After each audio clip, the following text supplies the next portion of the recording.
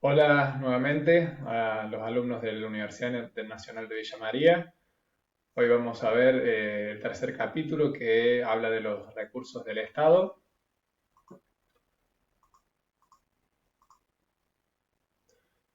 Si ustedes recuerdan, en el capítulo 1 y 2 hablamos que hay algunos bienes y servicios que el sector privado no puede ofrecerlos de una manera eficiente y por eso era necesaria la intervención por parte del Estado.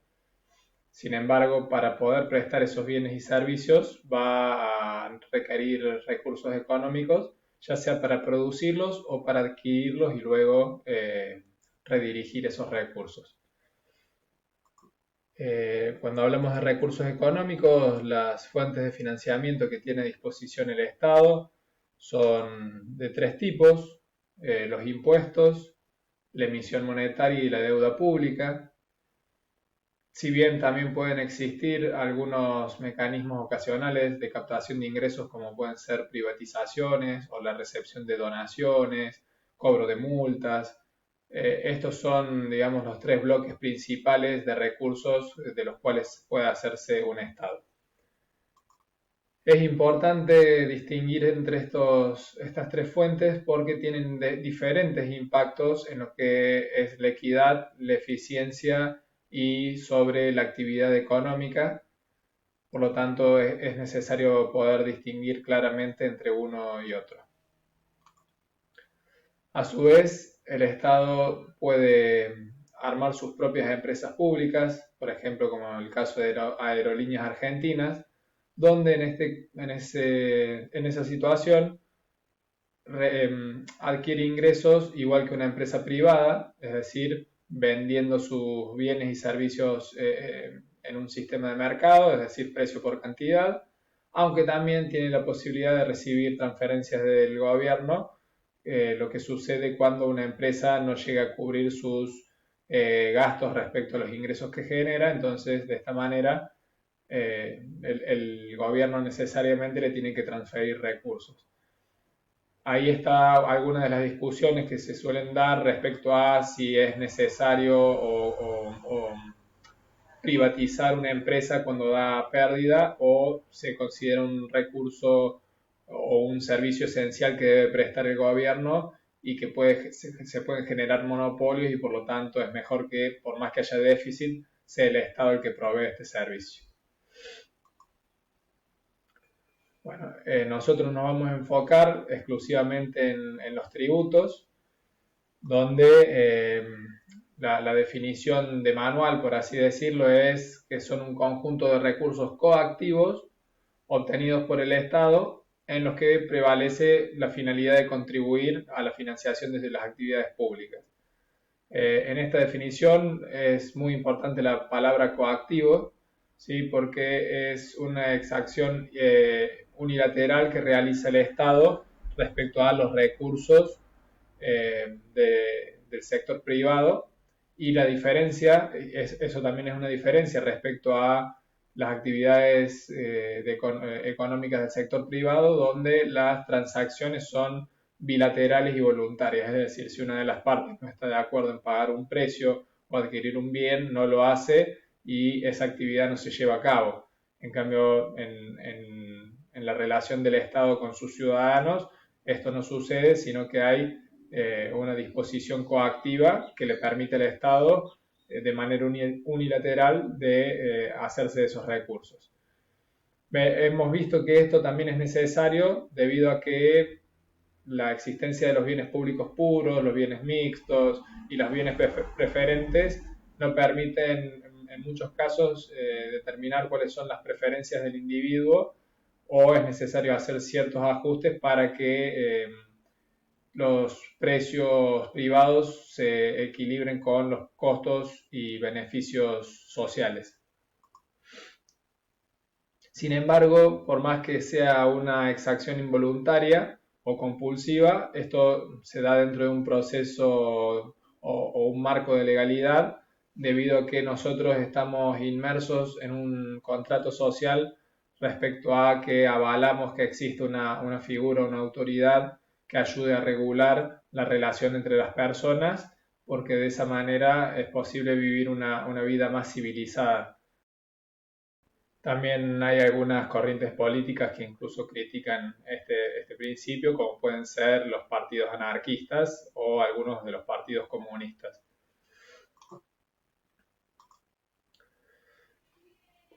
Sin embargo, también el contribuyente o el ciudadano tiene sus armas, que es la rebeldía fiscal, que esto se ha dado en algunos periodos históricos, como casos de guerras o bueno, incluso ahora con el tema del coronavirus también está sucediendo algo parecido, que es cuando los ciudadanos se niegan a pagar los impuestos. O también la votación. Si vos no estás de acuerdo con cómo viene trabajando un partido político que esté en el gobierno, podés votar en las próximas elecciones para lograr un cambio en esa sociedad. Bueno, pasamos ahora a los requisitos deseables del sistema tributario, que son una serie de principios que se observan para lograr un buen funcionamiento o una buena implementación que debe tener un sistema tributario y que también sirve para orientar a los legisladores a la hora de decidir respecto a cómo deben funcionar los tributos, a la creación de nuevos tributos, y son el principio de equidad, el principio de mínimo exceso de carga y el principio de administración tributaria de mínimo costo. Entrando al principio de equidad, podemos diferenciar en lo que es equidad horizontal y equidad vertical. La cuestión de la equidad es central, prácticamente de los principios más importantes para que un tributo sea considerado justo.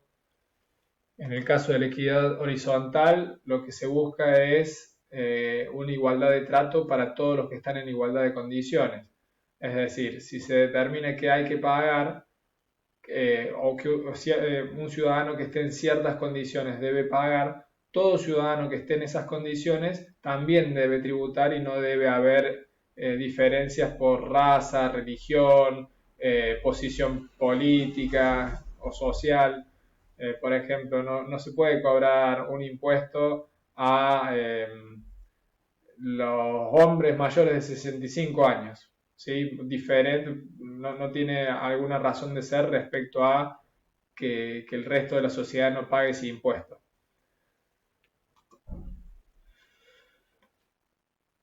Bueno, por eso lo que hace énfasis en que no puede haber una estructura impositiva que descanse en situaciones que desconozcan cuál es la situación de las personas de acuerdo al patrón de comparación que se haya establecido para determinar si hay que pagar o no pagar. Lo mismo podríamos decir, se le cobra un impuesto del 5% a las personas de la comunidad judía. ¿Sí? Entonces, bueno, eso sería un principio discriminatorio en términos de la equidad horizontal.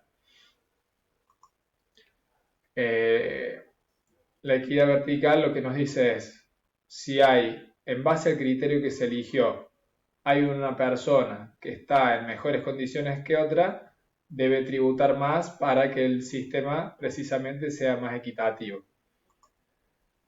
En este caso, lo difícil del asunto es determinar quién está en mejores condiciones que otro en base al criterio que se haya elegido y también cuánto más va a tener que pagar y obviamente diseñar cómo deberá ser el impuesto para que todo eso se cumpla. Hay una teoría que habla de la teoría de la igualdad del sacrificio, donde lo que se busca es que el sacrificio o la utilidad que pierda cada individuo por el pago del impuesto debe ser igual para todos. Y se exponen tres criterios que ustedes luego van a profundizar, que es el sacrificio absoluto, el proporcional y el relativo. Es más bien una corriente teórica o una explicación teórica que busca zanjar la cuestión del principio de equidad vertical, sobre todo. Bueno, respecto al criterio del beneficio y la capacidad contributiva, está relacionado con la implementación práctica. Recién decíamos que era una lectura más bien teórica, lo del principio la teoría del sacrificio, luego hay estos criterios, el del beneficio y la capacidad contributiva, para llevar a la práctica el principio de equidad. Entonces, lo que hay que identificar claramente es cuáles son las situaciones que van a utilizarse para medir o determinar que un individuo esté en igual condición que otro o en diferente condición. Se utilizan dos criterios: el criterio del beneficio, que está relacionado a la prestación que hace el Estado en la provisión de bienes y servicios y cuánto recibe el ciudadano de esa prestación. Y luego la capacidad contributiva está relacionada a variables que pueden medir el bienestar o la capacidad económica que tiene un individuo. Cuando hablamos de criterio del beneficio, acá lo que se toma por equitativo, que el sistema va a ser equitativo solo cuando cada persona financie al Estado de acuerdo a cuántas prestaciones está obteniendo. Por lo tanto, si obtiene 5 unidades de un servicio, deberá pagar por 5 unidades y va a pagar más que obtiene o utiliza 3 unidades de un servicio, por decirlo de alguna forma. Entonces, lo que se busca relacionar bajo este criterio es, de manera simultánea, el gasto o prestación que debe hacer el Estado para proveer este servicio respecto al recurso que va a necesitar para poder financiarlo. Y en eso es más parecido a lo que es el funcionamiento de la actividad privada en el mercado, donde hay la interacción libre de la oferta y demanda, donde vos, si querés comprar más, tenés que, obviamente, pagar más. Y donde hay cierto intercambio voluntario, ¿sí? Es decir, yo quiero más de los servicios que está prestando el Estado y por lo tanto estoy dispuesto a pagar más. ¿Cuáles son las limitaciones que tienen respecto a una medida de equidad? Es que muchas veces es muy difícil determinar cuánto de un servicio está utilizando un ciudadano. Por ejemplo, cuántas veces pasó por debajo del foco de luz un ciudadano respecto a otro, o qué tanto utiliza los servicios de justicia o los de defensa nacional. Es muy difícil de determinar eso, por lo tanto va a ser difícil cuánto le voy a cobrar más que a otro ciudadano. Y además que en la mayoría de los casos las personas que están en situación más difícil en términos económicos son las que precisamente requieren más servicios de parte del Estado, por ejemplo, educación pública, salud pública, algunos programas que lo ayuden a tener vivienda propia. Por lo tanto, bajo este criterio, vos estarías obligando a que esas personas sean las que más tributan. Por lo tanto, no podría atenderse a uno de los principios que veíamos en el capítulo 1 de la política fiscal, que es la redistribución de los ingresos. En el criterio de la capacidad de pago, lo que se busca es identificar el nivel de bienestar económico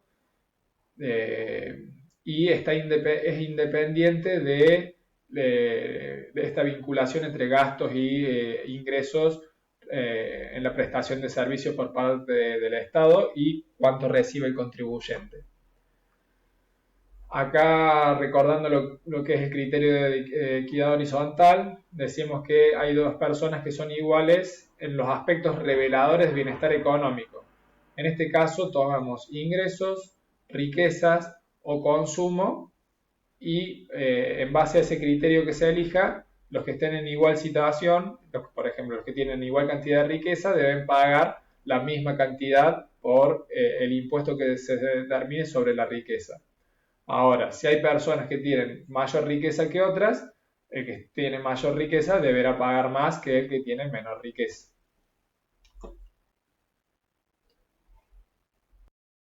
Respecto a las manifestaciones de bienestar económico, bueno, hemos mencionado los tres criterios, donde el ingreso se entiende una corriente o un flujo económico que se genera a lo largo de un periodo. Generalmente se entiende ese periodo un año.